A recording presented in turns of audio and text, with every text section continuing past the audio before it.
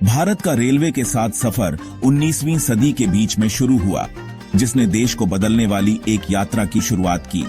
पहली ट्रेन तरक्की का एक बहुत बड़ा निशान 1853 में मुंबई से ठाणे तक चली।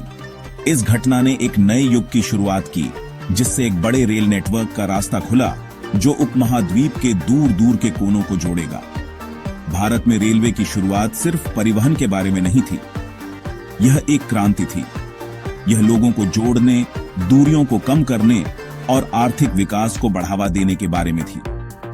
रेलवे भारत जैसे विविधतापूर्ण और विशाल देश को एक करने, भूगोल और संस्कृति की बाधाओं को तोड़ने में महत्वपूर्ण भूमिका निभाई। शुरुआती साल तेजी से विस्तार के रहे, जिसमें रेलवे लाइनें पूरे देश में फैल गईं, जो प्रमुख शहरों और कस्बों को जोड़ती थी। ब्रिटिश प्रशासन ने रेलवे के रणनीतिक और आर्थिक महत्व को पहचानते हुए इसके विकास में भारी निवेश किया। इस दौर में प्रतिष्ठित पुलों, सुरंगों और रेलवे स्टेशनों का निर्माण हुआ, जिनमें से कई आज भी उस समय के इंजीनियरिंग कौशल के प्रमाण के रूप में खड़े हैं।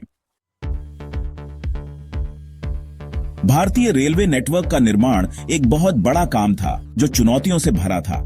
देश का विशालता, विभिन्न भौगोलिक इलाके और परियोजना का विशाल पैमाना कई बाधाएं पेश करता था। इंजीनियरों और मजदूरों ने अथक परिश्रम किया। इन बाधाओं को पार करते हुए हजारों किलोमीटर रेलवे ट्रैक बिछाए। शुरुआती ध्यान मुंबई, चेन्नई और कोलकाता के प्रमुख बंदरगाह शहरों को उनके भीतरी इलाकों से जोड़ने पर था। इससे कच्चे माल और तैयार माल के परिवहन में सुविधा हुई, जिससे व्यापार और वाणिज्य को बढ़ावा मिला। जैसे जैसे नेटवर्क का विस्तार हुआ, यह अंदरूनी इलाकों तक पहुंच गया, दूर दराज के इलाकों को जोड़ता गया और उनके लिए नई संभावनाओं के द्वार खोल दिए। रेलवे नेटवर्क के विकास के आलोचक भी थे। कुछ लोगों ने तर्क दिया कि यह विघटनकारी था, समुदायों को विस्थापित कर रहा था और जीवन के पारंपरिक तरीकों को प्रभावित कर रहा था। हालांकि रेलवे की परिवर्तनकारी शक्ति निर्विवाद थी। इसने लोगों को करीब लाया, व्यापार और वाणिज्य को सुविधाजनक बनाया और नए रोजगार के अवसर पैदा किए। रेलवे आगे बढ़ते राष्ट्र की जीवन रेखा बन गई। भारतीय रेलवे का इतिहास उसके लोकोमोटिव के विकास को स्वीकार किए बिना अधूरा है। शुरुआती भाप इंजनों से अपनी विशिष्ट सीटी के साथ चलते हुए आधुनिक बिजली और डीजल इंजनों तक, ये लोहे के घोड़े रेलवे की प्रगति के पीछे प्रेरक शक्ति रहे हैं। भारत में इस्तेमाल होने वाले पहले लोकोमोटिव इंग्लैंड से आयात किए गए थे। हालांकि भारत को अपने खुद के लोकोमोटिव का निर्माण शुरू करने में ज्यादा समय नहीं लगा।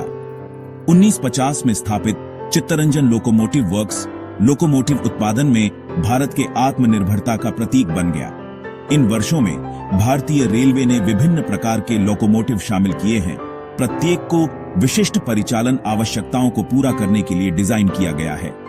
माल परिवहन के लिए शक्तिशाली WDM सीरीज डीजल लोकोमोटिव से लेकर हाई स्पीड पैसेंजर ट्रेनों के लिए चिकना WAP सीरीज इलेक्ट्रिक लोकोमोटिव तक, प्रत्येक लोकोमोटिव ने आज हम जिस भारतीय रेलवे को जानते हैं, उसे आकार देने में महत्वपूर्ण भूमिका निभाई है।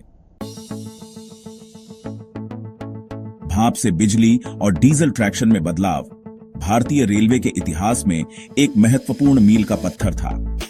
भाप इंजनों का अपना आकर्षण था, वे अक्षम थे और रखरखाव के लिए व्यापक बुनियादी ढांचे की आवश्यकता होती थी। बिजली और डीजल इंजनों को अपनाने से एक बदलाव आया, जिससे दक्षता और गति में वृद्धि हुई। रेलवे लाइनों का विद्युतीकरण 1920 के दशक में शुरू हुआ। पहली इलेक्ट्रिक ट्रेन 1925 में बॉम्बे विक्टोरिया टर्मिनस, अब छत्रपति शिवाजी महाराज टर्मिनस और कुर्ला के बीच चली। डीजल इंजन 1950 के दशक में पेश किए गए, जिससे भाप ट्रैक्शन पर निर्भरता और कम हो गई। आज भारतीय रेलवे के पास दुनिया के सबसे बड़े विद्युतीकृत रेल नेटवर्क में से एक है, जिसमें माल और यात्री यातायात का एक बड़ा हिस्सा बिजली ट्रैक्शन पर चल रहा है। इस बदलाव ने न केवल परिचालन दक्षता में सुधार किया है, बल्कि कार्बन उत्सर्जन को कम करके पर्यावरणीय स्थिरता में भी योगदान दिया है। स्वतंत्रता के बाद भारत सरकार ने राष्ट्रीय एकीकरण और आर्थिक विकास में रेलवे के महत्व को पहचाना। रेलवे नेटवर्क का एक महत्वपूर्ण विस्तार किया गया, जिससे दूर दराज के इलाकों को जोड़ा गया और पूरे देश में संपर्क को मजबूत किया गया। नई रेलवे लाइनें बिछाई गईं और मौजूदा लाइनों को बढ़े हुए यातायात को संभालने के लिए अपग्रेड किया गया। एक ऐसे नेटवर्क को विकसित करने पर ध्यान केंद्रित किया गया जो बढ़ते देश की जरूरतों को पूरा करेगा। इसमें न केवल रेलवे की पहुंच का विस्तार करना शामिल था, बल्कि सेवाओं की गुणवत्ता में भी सुधार करना शामिल था। रेलवे नेटवर्क के विस्तार ने आर्थिक विकास को सुविधाजनक बनाने में महत्वपूर्ण भूमिका निभाई है। इसने माल और लोगों के परिवहन को कुशलतापूर्वक सक्षम बनाया है, बाजारों को जोड़ा है और व्यापार को बढ़ावा दिया है।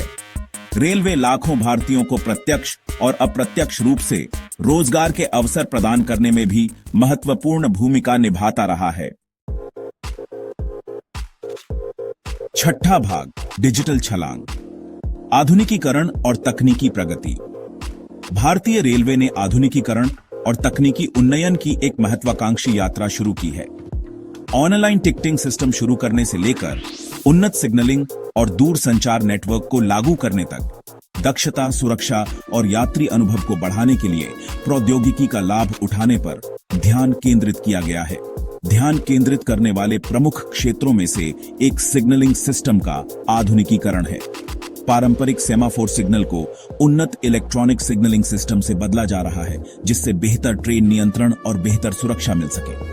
इसने ट्रेन की आवृत्ति और गति बढ़ाने का मार्ग भी प्रशस्त किया है। हाई स्पीड रेल कॉरिडोर की शुरुआत भारतीय रेलवे की उपलब्धि है। 350 किलोमीटर प्रति घंटे तक की गति के लिए डिजाइन किए गए ये समर्पित कॉरिडोर हाई स्पीड इंटरसिटी यात्रा में क्रांति लाएंगे, यात्रा के समय को काफी कम करेंगे।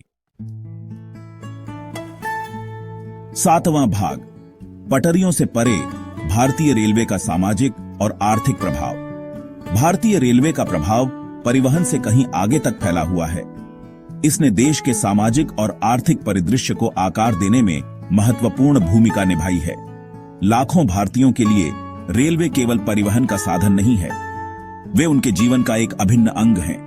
रेलवे ने देश के विभिन्न हिस्सों के लोगों को जोड़ा है, सांस्कृतिक आदान प्रदान और राष्ट्रीय एकीकरण को बढ़ावा दिया है।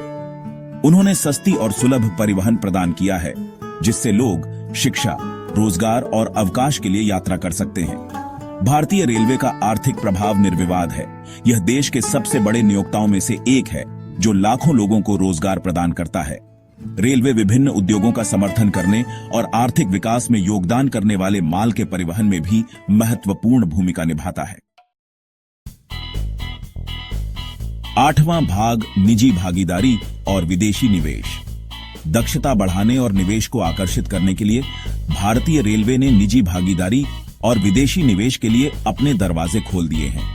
निजी क्षेत्र के लोगों को यात्री ट्रेन संचालन, स्टेशन पुनर्विकास और रसद सहित विभिन्न क्षेत्रों में भाग लेने के लिए प्रोत्साहित किया जा रहा है। उन्नत तकनीकों और विशेषज्ञता लाने के लिए विदेशी निवेश मांगा जा रहा है। वैश्विक कंपनियों के साथ इस सहयोग से भारतीय रेलवे की आधुनिकीकरण और विस्तार योजनाओं में तेजी आने की उम्मीद है। निजी क्षेत्र के लोगों और विदेशी निवेशकों की भागीदारी से रेलवे क्षेत्र में बहुत जरूरी पूंजी और नवाचार आने की उम्मीद है। इससे न केवल रेलवे को फायदा होगा, बल्कि भारतीय अर्थव्यवस्था के समग्र विकास में भी योगदान होगा। नौवां भाग, गंतव्य भविष्य, भारतीय रेलवे के लिए दृष्टिकोण और योजनाएं। भारतीय रेलवे ने भविष्य के लिए एक व्यापक दृष्टिकोण तैयार किया है, जिसमें सुरक्षा, आधुनिकीकरण और ग्राहकों की संतोष पर ध्यान केंद्रित किया गया है। इसका उद्देश्य भारतीय रेलवे को एक विश्व स्तरीय परिवहन प्रणाली में बदलना है, जो बढ़ती अर्थव्यवस्था की मांगों को पूरा करने में सक्षम हो। प्रमुख फोकस क्षेत्रों में शामिल हैं रेलवे नेटवर्क का पूर्ण विद्युतीकरण, इससे जीवाश्म ईंधन पर निर्भरता कम होगी, ऊर्जा दक्षता में सुधार होगा और कार्बन उत्सर्जन कम होगा। हाई स्पीड रेल कॉरिडोर का विकास, ये कॉरिडोर इंटरसिटी यात्रा में क्रांति लाएंगे, प्रमुख शहरों को हाई स्पीड रेल सेवाओं से जोड़ेंगे। मौजूदा बुनियादी ढांचे का आधुनिकीकरण, सुरक्षा और दक्षता बढ़ाने के लिए पटरियों, पुलों और सिग्नलिंग सिस्टम को अपग्रेड करना। भारतीय रेलवे की अपनी विनम्र शुरुआत से लेकर अपने वर्तमान स्वरूप तक की यात्रा उल्लेखनीय रही है। जैसे ही भारतीय रेलवे अपने अगले अध्याय को शुरू करता है, एक ऐसी रेलवे प्रणाली बनाने के लिए प्रौद्योगिकी, नवाचार और सहयोग का उपयोग करने पर ध्यान केंद्रित किया जाता है, जो सुरक्षित, कुशल और नए भारत की जरूरत